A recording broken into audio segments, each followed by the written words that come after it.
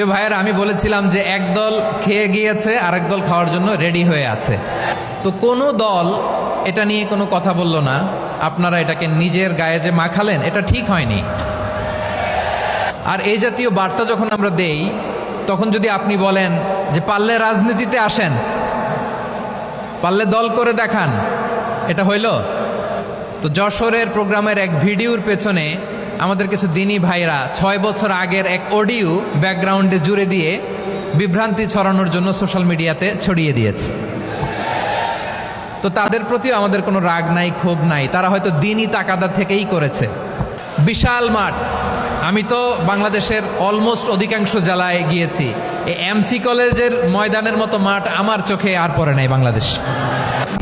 সিলেটের আলিয়া মাদ্রাসার যে ময়দান, সেখানে দীর্ঘ 33 বছর 34 বছর সরাসরি কোরআন থেকে তাফসির করে আপনাদেরকে শুনিয়েছেন এই ভূখণ্ডের তাফসির জগতের কিংবদন্তি শহীদ মরহুম আল্লামা দেলোয়ার হোসেন সাঈদী রাহিমাহুল্লাহ।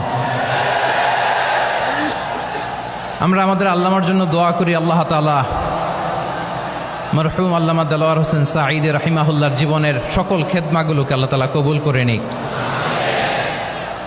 ওনার কবরটাকে আল্লাহ তাআলা কোরআনের নূর দিয়ে মোনাওয়ার করে দিক। আমি আরও সৌভাগ্যবান যে আমি অত্যন্ত নগণ্য ক্ষুদ্র একজন কোরআনের ছাত্র হয়ে কোরআন থেকে যা বুঝেছি, এই কথাগুলো যখন দেশ থেকে দেশান্তরে যেখানেই যাই শোনাবার জন্য লক্ষ লক্ষ দিনী ভাইরা সেখানে উপস্থিত হয়, আলহামদুলিল্লাহ। এবং যারা আসতে পারেন না, এরকম কোটি কোটি বনি আদম পরবর্তীতে সোশ্যাল মিডিয়ার কল্যাণে তারা কথাগুলো শোনেন, আলহামদুলিল্লাহ।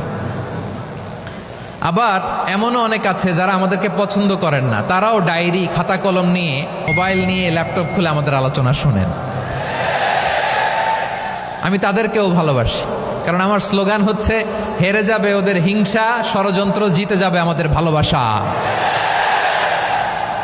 যারা আমাদের বিরোধিতা করে, আমাদের ব্যাপারে ঘৃণা ছড়ায়, তাদের জন্য আমাদের বুক ভরা দরদ আর ভালোবাসা আছে না নাই?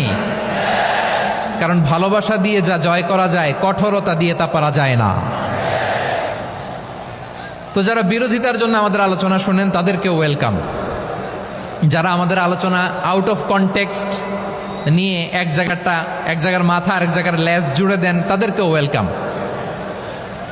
গত সপ্তাহে আপনারা জানেন খুলনা বিভাগের প্রোগ্রাম আমি দিয়েছিলাম যশোরে, আদ্দিন ফাউন্ডেশনের উদ্যোগে। তো যশোরের প্রোগ্রামের এক ভিডিওর পেছনে আমাদের কিছু দিনী ভাইরা 6 বছর আগের এক অডিও ব্যাকগ্রাউন্ডে জুড়ে দিয়ে